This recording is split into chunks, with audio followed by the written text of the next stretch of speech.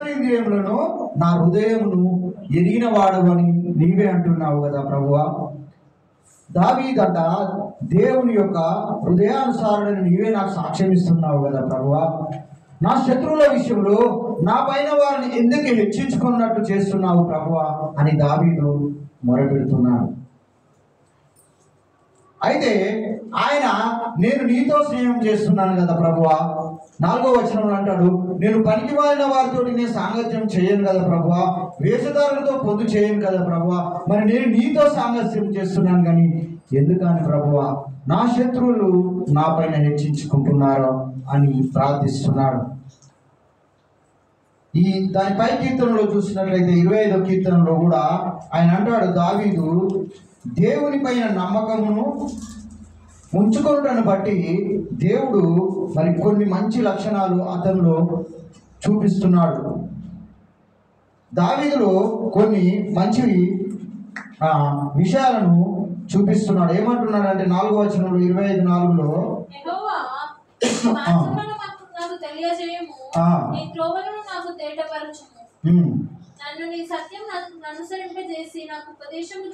చాలండి. ఎప్పుడు మనము ఆయనతో సాంగత్యం చేసి ఆయన మార్గంలో ఉంటామంటే ఆయన త్రోవలో మనం నడవాలంట. హల్లెలూయా. ఎవరి త్రోవలో నడవాలంటే దేవుని త్రోవలో నువ్వు నడవాలి. నన్ను నీ సత్యమును అనుసరింపజేసి నాకు ఉపదేశం చేయమంటున్నాడు. ఎవరిని మనం అనుసరించాలంటే దేవుని యొక్క వాక్యాన్ని మనం అనుసరించాలి. సత్యం మాట దేనిలోకి నడిపిస్తుందండి? సర్వసత్యంలోనికి నడిపిస్తుంది. దేవుని యొక్క వాక్యాన్ని మనము ప్రతిరోజు ధ్యానించాలి, ప్రతిరోజు ప్రార్థనలో ఉండాలి, ప్రతిరోజు దేవునితో గడపాలి, ప్రతిరోజు దేవునితో సాంగత్యం చేయాలి. ప్రతిరోజు నువ్వు ఎవరితో సహవాసం చేయాలంటే దేవుని ఎరిగిన ప్రజలతో సహవాసం చేయాలి. హల్లెలూయా. ఈరోజు యవ్వనంలో చూసినట్లయితే నేను మరి డ్యూటీకి వెళ్తున్నప్పుడు మరి చాలా అది అంత సాఫ్ట్వేర్ కంపెనీ కాబట్టి రోడ్డు పైన వెళ్తుంటే గమనిస్తుంటే అబ్బాయి సిగరెట్ సగం తాగి ఈ అమ్మాయికి ఇస్తుండు. అమ్మాయి జీన్స్ ప్యాంట్ టీషర్ట్ వేసుకొని ఇద్దరు ఒక బైక్ పైన కూర్చొని రోడ్డు పక్కన ఆపుకొని ఈ అబ్బాయి తాగిన సగం సిగరెట్ను ఆ అమ్మాయి తాగుతుంది. నిజంగా ఇప్పుడు యవనస్తులు చూసినట్లయితే గంజాయికి, డ్రగ్స్కి, మత్తు పదార్థాలకి, సినిమాలకి, అల్లరితో కూడినటువంటి ఆటల పాటలకు అడిక్ట్ అయిపోయింది. దేవుని ఎరిగినటువంటి ప్రజలే, దేవుని తెలుసుకున్నటువంటి ప్రజలే ఈరోజు దేవునితో సాంగత్యం చేయడం లేదు. దేవుని ఎరిగినటువంటి ప్రజలే, ఇశ్రాయేలు ప్రజలు మరి ద్వితీయోపదేశ కాండంలో చూసుకున్నట్లయితే అక్కడ వారు చేసినటువంటి పాపాన్ని దేవుడు హెచ్చరిస్తున్నాడు. నిజంగా మరి మనుషులు ఏం చేస్తారంటే దేవుని మాటను వారు ఎలా ఉంటారంటే వినకుండా ఉంటారు. ఇశ్రాయేలు ప్రజలను దేవుడు నడిపిస్తున్నప్పుడు వారు పదే పదే వారు చేస్తున్నటువంటి పాపమును బట్టి దేవుడు మోషేతో కూడా హెచ్చరిస్తున్నాడు. వారు పాపం చేస్తున్నారు, మరలా దేవుని యొద్దకు వస్తున్నారు, నన్ను క్షమించమని అంటున్నారు. వారు మరలా పాపం చేస్తున్నారు, దేవుని యొద్దకు వచ్చి అయ్యా నన్ను క్షమించమని ఏమంటున్నారు? ప్రార్థన చేస్తున్నారు.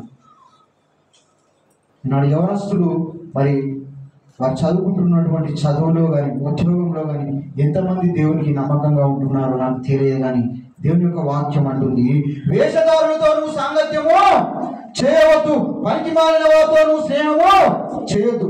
నీవు సహవాసము ఎవరితో కలిగి ఉండాలంటే క్రైస్తవుడు దేవుని ఎరిగిన ప్రజలు, దేవుని ఎరిగిన ప్రజలతో సహవాసము చేయాలి. దేవుని ఎరిగినటువంటి ప్రజలతో సహవాసం చేయమంటుండు. ఇంకేమంటుండంటే నీ యొక్క మనస్సు దేవుని పైన ఆనుకోవాలట. దావీదు కీర్తనకారుడు అంటాడు 25 కీర్తనలో, అవేమంటే నేను ప్రార్థన చేయనప్పుడు నా మనస్సు నీ పైన ఆనుకొని లేదా ప్రభువా అంటున్నాడు దావీదు. విశ్వాన్ని సృష్టించిన కలిగిన విశ్వాన్ని కలగజేసినటువంటి దేవుని మనసును ఎరిగేటువంటి ప్రజలై ఉండాలని ఆయన కోరుకుంటున్నాడు. మనం ఏమైతున్నామంటే ఆయన మనస్సును మనం గ్రహించలేకపోతున్నాం. ఆయన యొక్క మరి ఆ హృదయంలో ఏమున్నదో మనం తెలుసుకోలేకపోతున్నాం. ఆయన అంటున్నాడు, ఈ యొక్క లోకమాట గందరగోళం పాపంతో నిండి ఉందంట. ఈ లోకాన్ని ఎంతగా ఆయన మార్చివేయాలనుకుంటున్నాడు. పాపము నుంచి, శాపము నుంచి విడుదల కలగజేసినటువంటి యేసుక్రీస్తును తెలుసుకోవాలని ఎంతో ఆయన ఆకాశం నుండి నరులను చూస్తున్నారట. కానీ ఒక్కడు కూడా నీతిమంతుడు లేడట. హల్లెలూయా. ఒక్కడు లేడు. అందరూ పాపం చేసి దేవుడు అనుగ్రహించు మహిమను పొందలేకపోతున్నారు. దానికి గల కారణం ఏంటంటే ఆయన ఎదురు చూస్తున్నాడట. ఒకరైనా ఆయనను వెతుకుతారేమో, ఒకరైనా ఆయనను చూస్తారేమో, ఆయన మార్గంలో నడుస్తారేమో అని చెప్పేసి ఆయన అంటున్నాడు. కీర్తనకారుడు 32:8 ఒకసారి చదవండి. కీర్తనకారుడు 32:8 నీకు ఉపదేశము చేసేదను, నేను నీవు నడవలసిన మార్గము నీకు బోధించేదను. చాలండి. ఎవరైతే ఆయన మార్గంలో నడుస్తారో వారిపైన ఆయన దృష్టి ఉంటుందట. హల్లెలూయా. ఎవరైతే ఆయన మార్గంలో నడుస్తారో ఆయన నీకు ఏం చెప్తాడంట? ఆలోచన చెప్తాడట. నువ్వు నడవలసిన మార్గములు ఆయన నీకు నడిపిస్తే ఏం చేస్తాడట? నీకు కొత్త ఆలోచనను కలుగజేస్తాడట. ఏం ఆలోచన కలుగజేస్తాడండి? ఆయన గురించిన ఆలోచన. హల్లెలూయా. ఎవరి గురించి ఆలోచన కలిగి ఉండాలంటే దేవుని గురించిన ఆలోచన మనకు ఉండాలట. దేవుని గురించినటువంటి మార్గం ఉండాలట. దేవుని గురించినటువంటి దృష్టి ఉండాలట. మనము ఆయన పైన దృష్టి ఉంచి ఆయన మనస్సుతో మనము ఏకీభవిస్తే ఆయన మన పైన దృష్టి ఉంచుతాడట. ఒకసారి యెషయా గ్రంథము 52వ అధ్యాయము 13వ వచనంలో చూడండి. నీ పిల్లలందరూ యెహోవా చేత ఉపదేశమును చదవండి.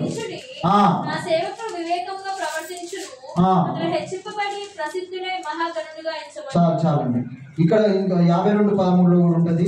నీ పిల్లలందరూ యెహోవా చేత ఉపదేశము నొందుదురు, నీ పిల్లలకు అధిక విశ్రాంతిని కలుగజేస్తానంటున్నాడు. అదే యెషయా 30:19-21 చూడండి. యెషయా 30:19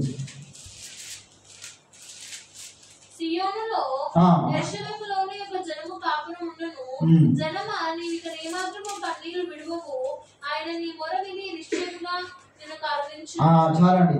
ఎప్పుడు ఆయన మార్గంలో మనం నడిచి మనము ఆయనతో సాంగత్యం చేస్తాము, అప్పుడు ఏం చేస్తాడంటే నీ మీదికి నీ శత్రువులు రాకుండా నిన్ను కరుణించు దేవుడై ఉన్నాడట. హల్లెలూయా. హల్లెలూయా. నిజంగా మరి మనము ఎవరి మార్గంలో నడుస్తున్నాము? ఈరోజు దేవుని బోధ మనకు అవసరం లేదు అని చాలా మంది ఏం చేస్తారంటే వాక్యాన్ని పక్కన పెడుతుంటారు. ఇంకేమంటారు అంటే ఆధ్యాత్మిక సత్యాల గురించి మనం చదువుతాం కానీ వాటిని ఏం చేయమండి? పాటించము, ఆచరించము.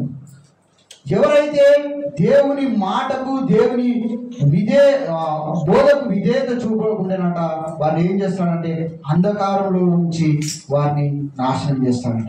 వినకుంటేనట, వింటే ఏం చేస్తాడు? దేవుడు ఆయన మార్గంలో నిన్ను నడుపుతాడు. ఒకసారి కీర్తనకారుడు 25:5 చదవండి. విశ్వాసులకు సత్యమును అనుసరించే వారికి ఉపదేశం చేస్తానంటాడు. ఎవరికంటండి? విశ్వాసులు మనకే. మనమే ఆయన మార్గంలో నడుస్తాడట. ఏం చేస్తాడంటే నీకు ఉపదేశమును కలిగజేస్తాడట. ఏ విధంగా కలిగజేస్తాడంటే కీర్తన 1:1 కూడా యెహోవా ధర్మశాస్త్రం నందు ఆనందించుచు దివారాత్రం దాన్ని ధ్యానించువాడు ధన్యునిగా చేస్తాడు. ఎవరితో స్నేహం చేస్తే ధన్యుని చేస్తాడు తెలుసా? చెడ్డవారితో స్నేహం చేస్తేనా? దేవునితో స్నేహం చేయాలి. మొట్టమొదటి దేవునితో స్నేహం చేస్తే మంచివారు ఆటోమేటిక్ మనలోనే కలిగి ఉంటాం. రెండో మాట చెప్తాను. ఫస్ట్ది దుష్టులతో సాంగత్యం చేయకూడదు. రెండవది ఒకసారి తీయండి, యెహెజ్కేలు గ్రంథము 23వ అధ్యాయము 44వ వచనము.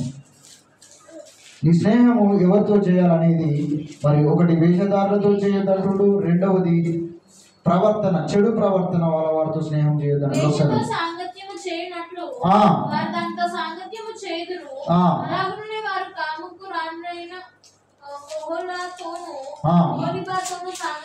చాలండి. ఇక్కడ ఇశ్రాయేలు ప్రజల యొక్క ప్రవర్తన గురించి దేవుడు తెలియజేస్తున్నాడు. రెండు మరి ఉత్తర దక్షిణ దేశాల గురించి దేవుడు తెలియజేస్తున్నాడు. ఆ దేశంలో ఉన్నటువంటి ప్రజలట ఏం చేస్తున్నారంట? వ్యభిచారము చేస్తురట. బైబిల్లో ఆత్మ సంబంధమైనటువంటి విషయాలను ఎవరైతే అతిక్రమిస్తారో వారే వ్యభిచరించినట్లట. దేవుని యొక్క మాటలు ఎవరు కూడా వినకుంటే, దేవుని యొక్క మాటకు లోబడకుంటే, ఎవరైతే దేవుని యొక్క ఆత్మ సంబంధమైనటువంటి వాక్యాన్ని విని కూడా దాన్ని గ్రహించకుంటే వారు ఏమవుతారంటే దేవుని యొక్క ప్రవర్తనను, ఆజ్ఞను అతిక్రమించినట్లు దేవుని యొక్క వాక్యం సెలవిస్తుంది. నిర్గమకాండం 34వ అధ్యాయం 15వ వచనంలో వారు మరి దేవుని యొక్క ఆజ్ఞను అతిక్రమించినట్టు మనకు కనబడుతుంది. నిర్గమకాండము 34వ అధ్యాయము 15వ వచనం. ఆ దేశపు నివాసులతో నిబంధన చేసుకొనకుండా జాగ్రత్త పడము. వారిద్దరిలో దేవతలతో వ్యభిచరించి ఆ దేవతలకు బలి అర్పించుకున్నప్పుడు ఒకడు నిన్ను పిలిచిన ఎడల నీవు వాని బలి ద్రవ్యము తినకుండా చూసుకోను. చాలండి. ఇక్కడ కూడా దేవుడు ఆ ఇశ్రాయేలు ప్రజలు ఏం చేస్తున్నారంటే వారి విగ్రహాలను చేసుకొని ఏం చేస్తున్నారంటే ఆ విగ్రహాలతోటే వ్యభిచారం చేస్తున్నారు. వారిలో దేవుని భయం లేదు. వారికి ఇష్టానుసారంగా జీవిస్తూ వారు ఏం చేస్తున్నారంటే దేవుని యొక్క ఆజ్ఞను అతిక్రమిస్తున్నారు. జాగ్రత్త పడు ప్రియ దేవుని సంగమా అని దేవుడు హెచ్చరిస్తున్నాడు. నిజంగా మన జీవితాలను మనం జాగ్రత్తగా మనం చూసుకోవాలి. దేవుని యొక్క మాటను మనం ఆత్మ సంబంధమైనటువంటి మాటలను అతిక్రమిస్తే దేవుని విషయంలో నీవు విగ్రహారాధికుడివి. దేవుని కంటే దేనిని నువ్వు ఎక్కువగా ప్రేమించినది విగ్రహారాధన. నువ్వు డబ్బును ప్రేమిస్తున్నావా, మనుషులను ప్రేమిస్తున్నావా? దేవుని కంటే దేనిని ఎక్కువగా నువ్వు ప్రేమిస్తావు? నీ ప్రవర్తన జాగ్రత్త అని యెహెజ్కేలు గ్రంథంలో, ఈ నిర్గమకాండంలో ఇశ్రాయేలు ప్రజల గురించి మరి దేవుడు మాట్లాడుతున్నాడు. కాబట్టి నేను ఇంకో మాట చెప్పి ముగిస్తాను. యోహాను సువార్త 4వ అధ్యాయం 9వ వచనంలో మనం ఒకసారి చూద్దాం. యోహాను సువార్త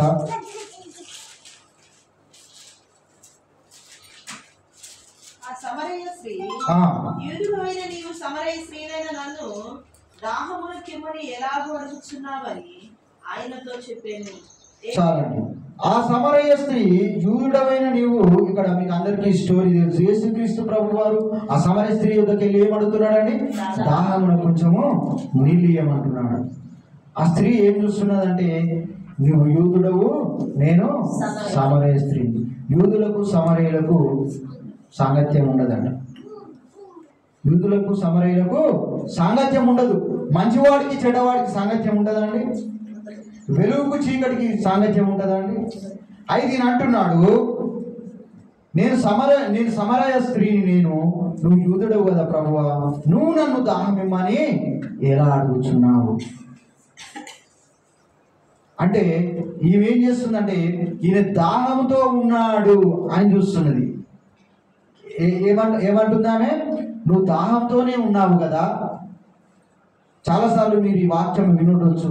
నేను కూడా చాలాసార్లు ఈ వాక్యం విన్నా, కానీ దీని యొక్క భావము మరి చదివినప్పుడు తెలిసింది. నీవు యూదుడవు, నేను సమరయ స్త్రీని, నువ్వు దాహాన్ని అడుగుతున్నావు అని ఆమె ఈలోక విధంగా ఆలోచిస్తుంది. కానీ దేవుడు ఏం చేస్తున్నాడంటే స్పిరిచువల్గా, ఆత్మ సంబంధంగా ఆలోచిస్తున్నాడు. నేను ఇచ్చే నీళ్ళు నీకెప్పుడు కూడా దాహం కాదంటున్నాడు. ఆయన ఇచ్చే నీళ్ళు ఏంటంటే వాక్యం, ఆయన ఇచ్చే నీళ్ళు ఏంటంటే సత్యము, ఆయన ఇచ్చే నీళ్ళు ఏంటంటే దేవుని యొక్క మార్గము, దేవుని యొక్క స్నేహము, దేవుని యొక్క సత్యము. ఆ సత్యంలో మనము నడవాలని ఆయన కోరుకుంటున్నాడు. అయితే మొదట్లో దాహంగా ఉన్నటువంటి యూదుని చూసింది, కానీ యేసుక్రీస్తు ప్రభువులో సత్యాన్ని ఆమె చూడలేదు. తర్వాత ఊర్లోకి వెళ్ళి అందరికి వెళ్ళి చెప్పు అన్నప్పుడు, అక్కడ చెప్పినప్పుడు ఊరు వారందరినీ తీసుకొస్తున్నప్పుడు వారందరూ సత్యంలోనికి నడిపించబడ్డారు. మనం కూడా దేవుని యొక్క వాక్యాన్ని మనం ఏం చేస్తామంటే వింటాము, చదువుతాము, ప్రార్థిస్తాము, కానీ దాన్ని ఆచరించము, పాటించము. దేవుని సంఘం ఈరోజు మన సంఘంతో మనతో మాట్లాడుతున్నాడు. నీవు ఎవరితో స్నేహం చేస్తున్నావో, నీ ప్రవర్తన ఎలాగున్నదో ఒకసారి పరీక్షించుకోమంటున్నాడు. యోహాను సువార్త 10వ అధ్యాయం 15వ వచనంలో కూడా ఒకసారి చదవండి. యోహాను సువార్త 10వ అధ్యాయం 15వ వచనం.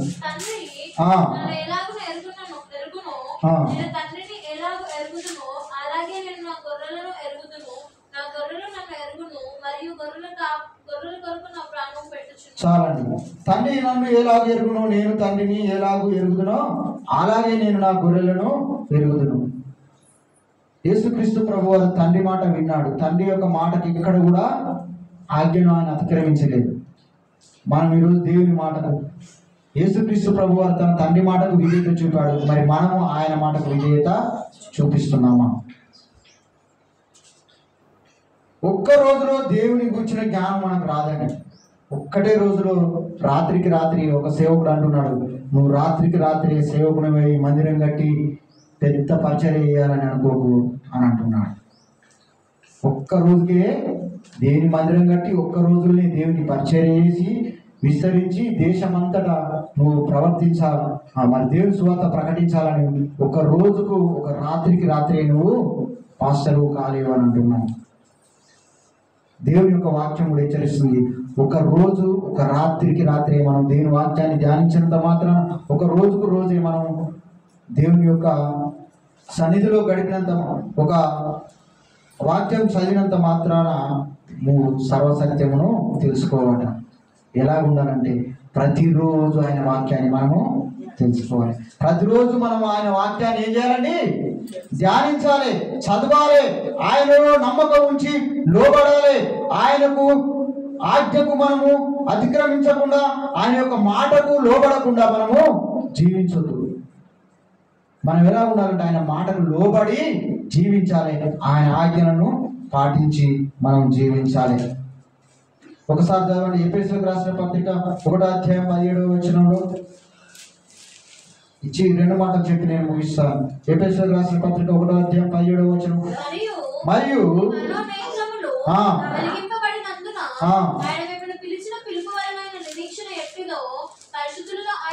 చాలండి.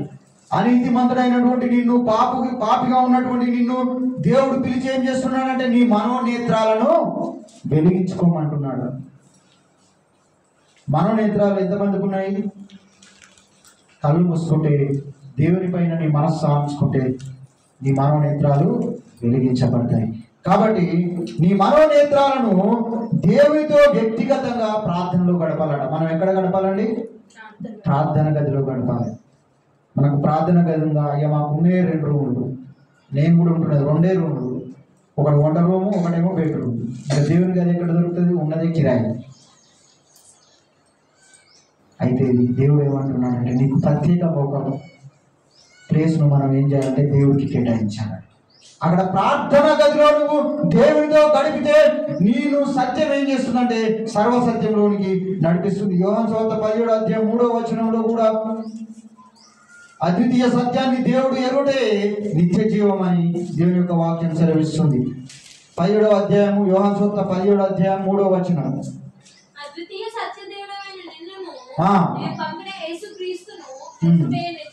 చాలండి. ఇవన్నీ మనం ఎందుకు చెప్తున్నాం అంటే అద్వితీయ సత్య దేవుడు అయినటువంటి యేసు క్రీస్తుని ఎరుగుటయే నిత్య జీవం. మనకు నిత్య జీవము ఎక్కడ లేదు, ఏ నామములో లేదు. యేసు క్రీస్తు నామమున తప్ప ఎక్కడ మనకు నిత్య జీవము లేదు. ఆయన యొక్క నామంలోనే మనకు నిత్య జీవం అంటున్నాడు. ఆయన నామమును ఎరుగుటయే నిత్య జీవం. ఎఫెసీయులకు రాసిన పత్రిక 4వ అధ్యాయం 13వ వచనంలో కూడా అంటాడు, కొందరిని దేవుడు ఏం చేసిండట? ప్రవక్తలు గాను, కొందరు సువార్తికులు గాను, కొందరి కాపర్లు గాను దేవుడు ఒక్కొక్కరికి ఒక తలంతునిచ్చాడు. ఎఫెసీయులకు రాసిన పత్రిక పరిశుద్ధులు సంపూర్ణులగునట్లు. చాలండి. అవినీతి మంతులైనటువంటి మనల్ని దేవుడు ఏం చేసిండు?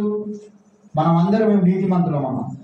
నాతో సహా అందరము అనీతి మంతులమే, అందరము అపరిశుద్ధులమే, అందరము పాపం చేసిన వారే, అందరము చీకటి సంబంధులమే. అయితే ఒకసారి చదవమ్మా మళ్ళా ఏమంటున్నాడు? పరిశుద్ధులు సంపూర్ణులు అవ్వాలి. నేను నీకు చెప్పాను ఇంత ముందుకు, సగం బిర్యానీ పెట్టి లేదని చెప్పేసి తీసేసిరు అనుకో, అక్కడ సగం బిర్యానీ తింటే కడుపు నిండుతుందా అండి? సగం బిర్యానీ పెట్టి ప్లేట్ గుంజేస్తే కడుపు నిండుతుందా? పరిశుద్ధులుగా ఉన్నటువంటి నిన్ను ఏం చేయమంటున్నాడు? సంపూర్ణం చేయమంటున్నాడు. పరిపూర్ణులుగా ఉండమంటున్నాడు. పరిపూర్ణులుగా ఉంటే దేవుడు ఏం చేస్తాడంటే నిన్ను సర్వసత్యంలోనికి నడిపించి నిత్య జీవాన్ని కలిగజేసి నిన్ను వాడుకుంటానంటున్నాడు.